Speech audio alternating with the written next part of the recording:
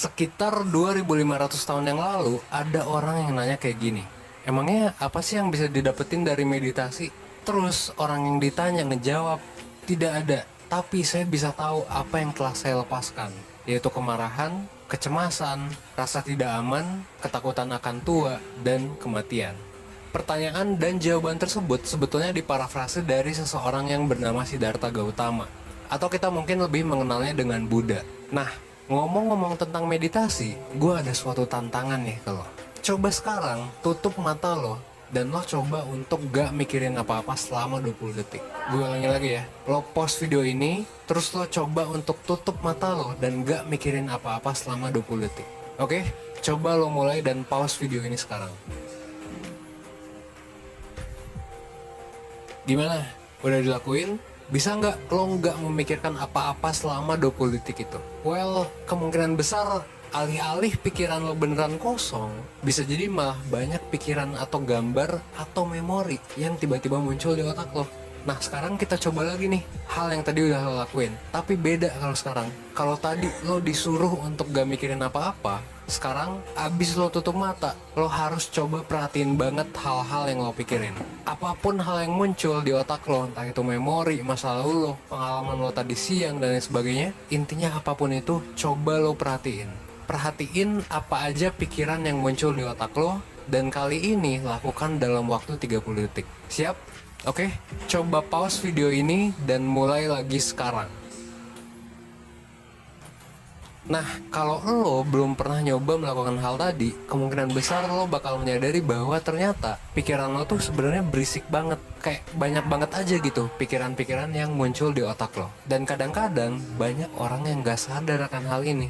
Dan akhirnya banyak orang nih yang hidup sehari-hari itu dipenuhi oleh pemikiran-pemikiran yang dalam tanda kutip berisik lah.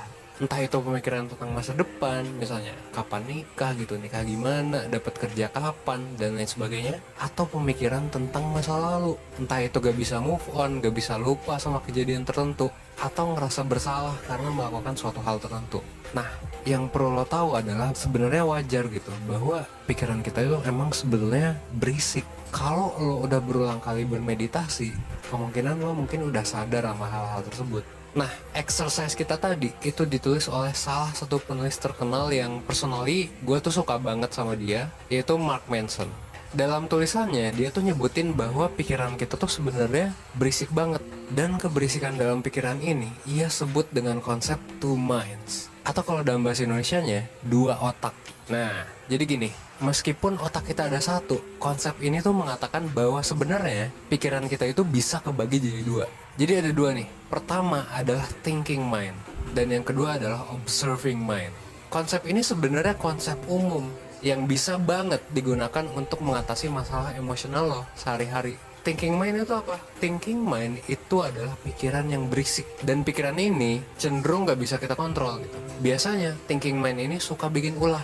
Kenapa? Karena suka tiba-tiba muncul aja di otak, dan ini bikin otak kita jadi banyak berpikir, jadi berisik lah gitu. Simpelnya, thinking mind ini adalah hal yang menyebabkan lo gak bisa tidur malam-malam karena overthinking. Kenapa? Ya karena kemunculan pemikirannya itu nggak bisa kita kontrol. Bisa jadi selalu muncul terus di pikiran kita tentang apapun itu. Menariknya, meskipun thinking mind ini ada di otak kita, thinking mind ini kan nggak bisa kita kontrol ya. Jadi otomatis aja gitu. Dan ini kan mungkin banyak dari lo yang bertanya, kok bisa otak kita tuh nggak bisa dikontrol oleh kita sendiri? Emang kayak gitu. Kalau lo gak percaya, gue pengen buktiin ini ke lo. Kita coba praktek lagi sekarang.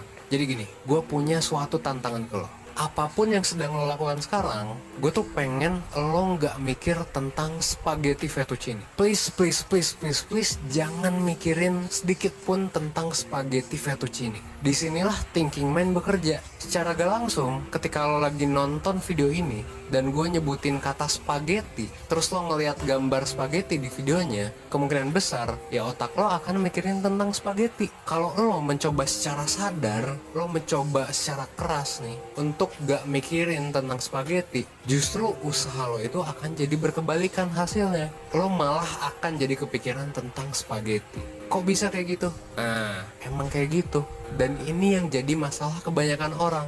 Contoh simpelnya, misal tentang move on atau melupakan mantan pacar atau gebetan. Semakin lo berusaha melupakan sesuatu, misalnya gebetan ya, justru semakin inget lo dengan sesuatu yang ingin lo lupakan itu. Nah inilah thinking mind, emang kayak gitu, gak bisa dikontrol gitu. Itu adalah otak yang pertama. Nah ada otak yang kedua, namanya adalah observing mind. Observing mind ini bisa kita kontrol. Observing mind adalah otak yang bisa bikin lo sadar bahwa lo sedang berpikir tentang suatu hal tertentu.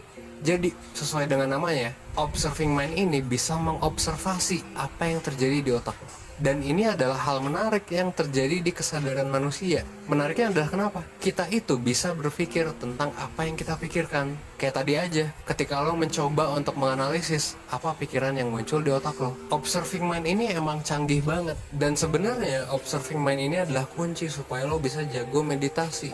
Observing mind ini juga berguna buat hal lain. Bisa bikin lo jago memimpin organisasi, bisa bikin lo melepaskan kecemasan ya, kesedihan, emosi yang lo rasain, dan bahkan bisa bikin lo jadi pembelajar yang oke banget. Kalau di psikologi ada istilah lain, namanya adalah metakognisi, alias berpikir tentang berpikir. Nah, tapi observing mind ini kalau nggak kita gunain dengan baik, bisa ngasih dampak negatif juga buat kita. Kebanyakan orang yang mengalami stres, overthinking, dan nggak bisa menangani emosinya, itu sebenarnya bisa jadi ngerasa kayak gitu karena thinking mind dan observing mindnya ini ngegabung jadi satu dan nggak bisa dibedain, jadinya ngeblur. Jadinya kayak gak jelas yang mana yang bisa dikontrol, yang mana yang gak bisa dikontrol. Maksudnya gimana? Jadi gini, selama gue bikin video di 1%, banyak banget orang yang nanya di comment section, Kak, gimana caranya biar gak stres? Kak, gimana caranya biar gak sedih? Biar gak cemas? Gak emosian dan lain sebagainya. Nah, masalahnya hal-hal yang ditanyakan itu kan sebenarnya gak bisa dikontrol gitu. Itu kan yang tadi, kerjanya si thinking mind. Otomatis jadinya nggak bisa dikontrol. Yang terjadi pada orang-orang adalah orang-orang berusaha untuk mengontrol hal yang dilakukan si thinking mind ini. Pas lagi sedih, berusaha keras biar gak sedih. Ya kalau gitu malah makin sedih gitu. Pas lagi overthinking, nyoba-nyoba nyari pelarian gitu ya, entah main game, shopping dan sebagainya. Pas balik lagi overthinkingnya muncul lagi, gak bisa hilang. Ya emang gak bisa hilang gitu kan otomatis. Ini emang terjadi bukan karena kehendak lo gitu, dan emang lo gak bisa ngontrol itu, emang otomatis aja.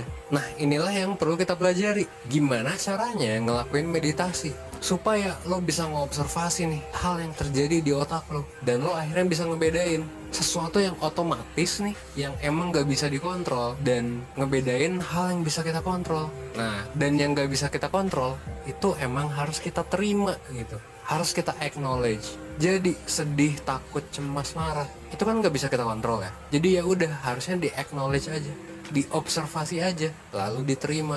Nah, jadi kalau lo ngerasa sedih, lo coba observasi hal yang terjadi di pikiran lo. Oh iya, gue ngerasa sedih nih misalnya. Kalau udah diobserv, ya lo sadari gitu bahwa oh iya gue lagi ngerasa sedih.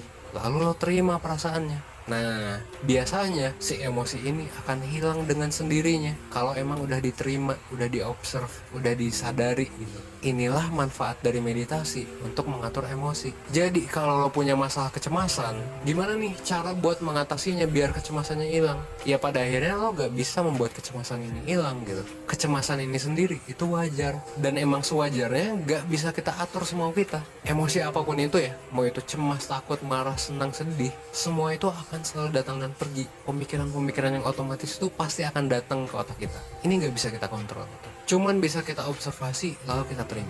Hampir gak mungkin orang bisa menghilangkan pemikiran-pemikiran otomatis ini, emosi-emosi yang datang ini dengan instan. Bahkan performer terbaik di bidangnya, misalnya orang yang jago public speaking ya, sebelum manggung dan berbicara di depan umum, itu pasti ada kecemasan, nervous dan takut yang dirasain gitu. Bedanya kalau top performer itu mereka udah ngerasa bahwa ini tuh wajar dan udah biasa gitu. Jadinya nggak ngaruh ke performanya. Stress levelnya tetap sama kok. Fenomena yang terjadi di otaknya itu sama. Keringet dinginnya juga sama. Cuma perspektifnya aja yang beda, dan observing mind-nya aja yang lebih jago gitu. Jadi ketika lo merasakan sebuah emosi yang lo gak pengen rasain, please jangan pernah coba untuk di-deny.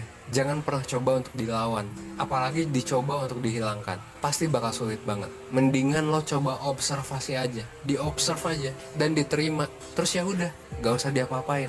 Nanti lepas sendiri. Jangan ngarep dilepas juga. Ya udah, diterima aja gitu. Gak usah diapa-apain. Tanpa kita sadari, thinking mind kita itu bakalan selalu memproduksi pikiran-pikiran, baik itu pikiran positif, negatif, dan sebagainya ya. Itu setiap hari bakal selalu memproduksi pikiran-pikiran itu secara otomatis. Dan semakin lo ngelawan, semakin lo ngedeny, semakin lo gak bisa nerima, emosi lo, perasaan lo, dan pikiran lo itu akan semakin ngelawan lo. Ironisnya gitu, semakin lo coba melupakan sesuatu, lo justru akan semakin inget dengan kejadian atau hal yang pengen lo lupain. Semakin lo coba untuk gak sedih ketika lo lagi sedih ya, lo bakal semakin kepikiran dengan rasa sedihnya. What you resist will persist. Nah, meditasi ini juga mengajarkan kita sebuah hal yang bernama mindfulness, yang artinya adalah gimana caranya supaya kita bisa sadar secara utuh, live in the present, gak mikirin masa lalu atau masa depan. Ya udah, enjoy the moment aja, enjoy aja gitu. aware akan hal yang terjadi di sekeliling kita, aware juga hal yang terjadi di tubuh kita, dan aware juga hal yang terjadi di pikiran kita. Dan mindfulness ini emang sekarang mungkin lagi booming ya, tapi manfaatnya itu udah banyak banget diteliti sejak dulu. Penelitian menunjukkan bahwa mereka yang meditasi dan mindful di kesehariannya itu bakal lebih tenang, itu bakal lebih oke gitu dalam menjalani hidupnya. Dan ini udah banyak banget. Lo bisa coba searching aja di Google tentang manfaat mindfulness. Wah, udah banyak banget pokoknya. Dan mindfulness juga secara umum ya bakal bikin kita lebih sehat secara fisik maupun secara mental gitu. Makanya jangan heran kalau banyak orang di dunia yang meditasi setiap harinya. Bahkan orang terhebat sekalipun, kayak misalnya Michael Jordan ya, Angelina Jolie dan lain sebagainya, itu ngelakuin juga. Di sesi online mentoring pun, ketika gue jadi mentornya, gue pasti akan selalu ngebawa meditasi dan mindfulness ini sebagai salah satu tugas untuk mentinya lakuin. Kenapa? Sesimpel karena kita semua itu sebetulnya butuh untuk berada di sini, here and now gitu. Sadar akan keadaan saat ini dan melepaskan emosi-emosi yang ada di masa lalu ataupun masa depan. Jadi mindfulness gitu ya. Lo bisa cobain ini sendiri dan lo bisa menemukan manfaatnya juga. Terakhir, gue cuman mau bilang bahwa tim 1% itu bakal seneng banget kalau lo mau like, comment, share, dan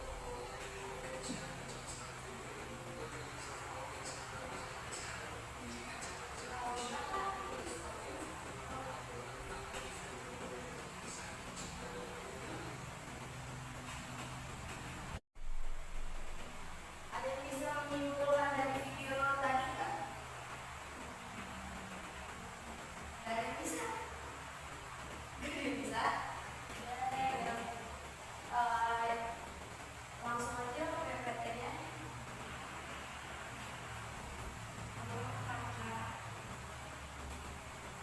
Ya di sini kakak akan menjelaskan cara mengatasi konsentrasi dalam belajar. Ada yang pernah bergabung nggak konsentrasi belajarnya? Pernah. Kalau itu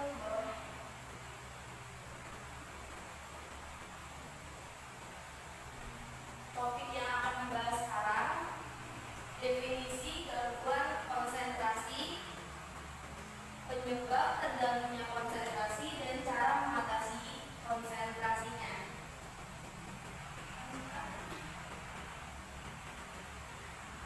Definisi gangguan konsentrasi belajar dalam psikologi umum.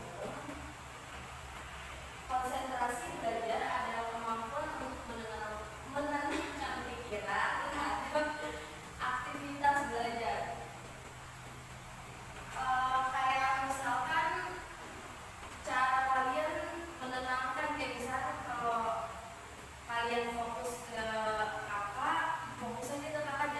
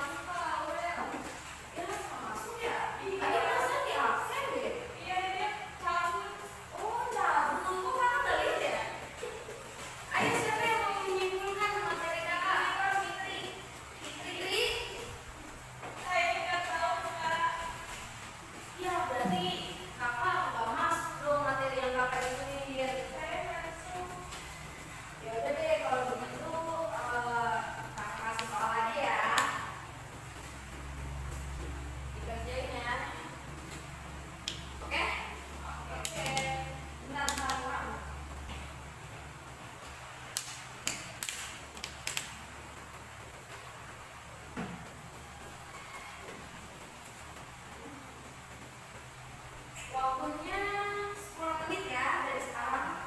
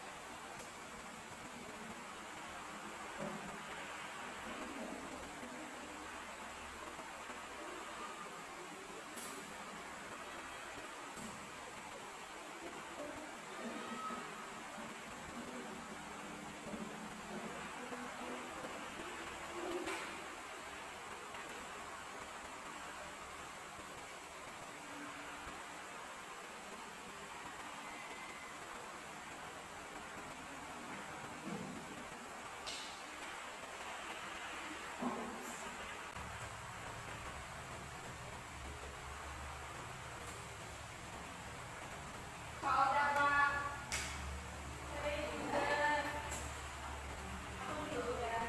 kalau udah disimpan dulu ya.